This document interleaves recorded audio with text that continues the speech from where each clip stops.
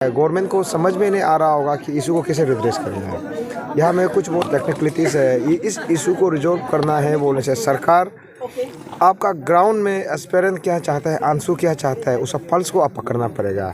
Top level में बैठ के ऐसी कैबिनेट मीटिंग बैठ के वो रिजॉल्व नहीं होगा जब तक हम लोग का प्रोसाइसली एग्जैक्टली हम लोग क्या चाहते हैं, जब तक हम लोग का व्यू कनेक्ट नहीं होगा तो वो रिजॉल्व नहीं कर पाएगा मेरा हिसाब से। Over the incompetence of government, the ANSU has declared a 12 hours band call with demands of 13-point charter demands. So far, the protest is going peacefully. The shops are closed, offices are closed, and aspirants and youths of different CBOs are participating and supporting the band call. So for more details, let us look into today's report.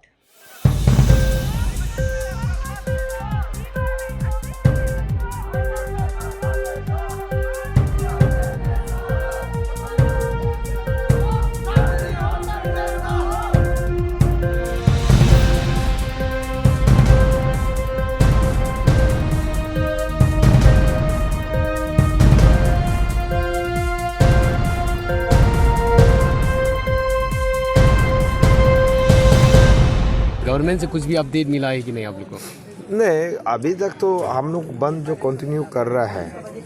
Last time हम लोग को बंद कुल ये से पहले से government आप लोग को ऑनरेबल होम मिनिस्टर बुलाया था, तो उसमें कुछ इशू जो सरकार जो इशू को रिड्रेस किया है 4 पॉइंट था, तो उसमें से आउट ऑफ 13 से 4 पॉइंट को उन्होंने करके दिया। तो फिर 4 पॉइंट में से हम लोग 2 पॉइंट को प्रोसाइसली हम लोग स्टडी करने के बाद हम लोग उसको एक्सेप्ट नहीं किया है, यही है। तो इसलिए इसका आप बंद कॉल जा रहा है, इसका मतलब ये है कि हम लोग गवर्नमेंट का रिजल्ट से डिससेटिस्फाई, इसलिए हम लोग मूविंग अहेड कर रहे हैं बंद कॉल, यही है अभी तक का। गवर्नमेंट आप लोग को लाइटली ले रहा है क्या? क्योंकि आप लोग जो मेमोरेंडम दिया था सीएमओ का, वहाँ से आप लोग को ये भी ऑर्डर दिया गया था कि आप लोग को जो मेमोरेंडम उसको रिफर करो। नहीं, ये इसका देखिए, इसका इंटरप्रिटेशन देगा बोलने से ये एक ये होगा कि लाइटली बोल के तो मेरा हिसाब से नहीं ले रहा है। गवर्नमेंट को समझ में नहीं आ रहा होगा कि इशू को कैसे रिड्रेस करना है। यहाँ में कुछ बहुत टेक्निकलिटीज़ है। इस इशू को रिजॉल्व करना है बोलने से सरकार आपका ग्राउंड में एस्पेरेंट क्या चाहता है, आंसू क्या चाहता है, उस पल्स को आप पकड़ना पड़ेगा। टॉप लेवल में बैठ के ऐसी कैबिनेट मीटिंग बैठ के वो रिजॉल्व नहीं होगा जब तक हम लोग का प्रोसाइसली एग्जैक्टली हम लोग क्या चाहते हैं, जब तक हम लोग का व्यू कनेक्ट नहीं होगा तो वो रिजॉल्व नहीं कर पाएगा मेरा हिसाब से। तो सर, ये अभी जिस तरह से अभी एसआईसी द्वारा भी केस लिया गया था फर्स्ट में, तो अभी एसआईसी का अगर देखता है तो जो 2006 में इस्टेब्लिश हुआ है एसआईसी वाला, तो अभी तक का रिजल्ट उनका 0 कन्विक्ट है।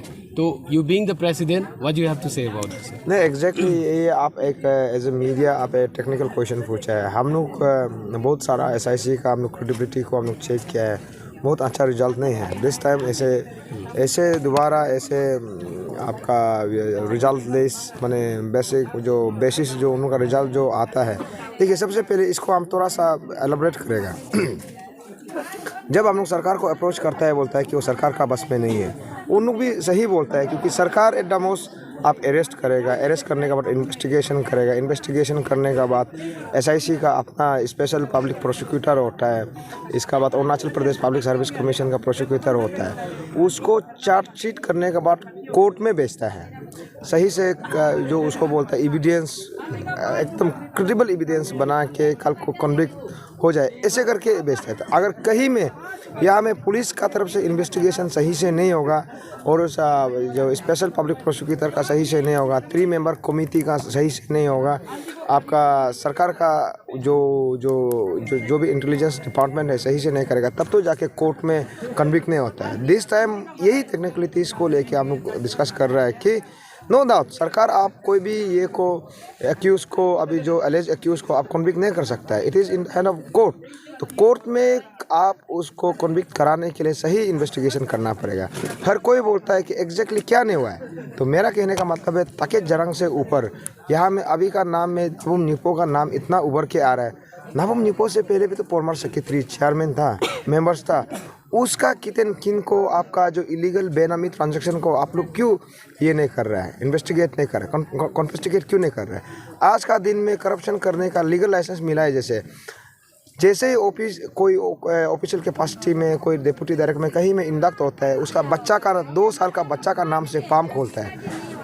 उससे पहले तो इसका बाद बीवी का नाम से, जैसे ही नौकरी मिलता है बीवी का नाम से फार्म खोलता है, उसका अकाउंट में बेनामी ट्रांजेक्शन करता है, भाई का नाम से करता है, चाचा का नाम से करता है, मामा का नाम से करता है।